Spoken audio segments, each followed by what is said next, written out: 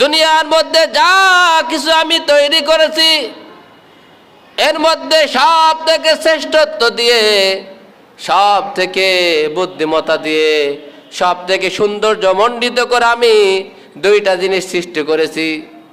মা খলাকতুল জিন্না ওয়াল ইনসা, আমি জিন এবং মানুষকে আমি সৃষ্টি করিনি, তবে করছি কেন জানো?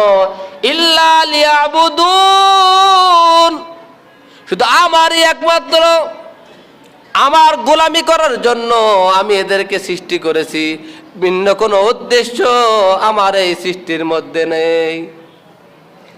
আফহাসিবতুম আন্নামা খলাকনাকুম আবাসা,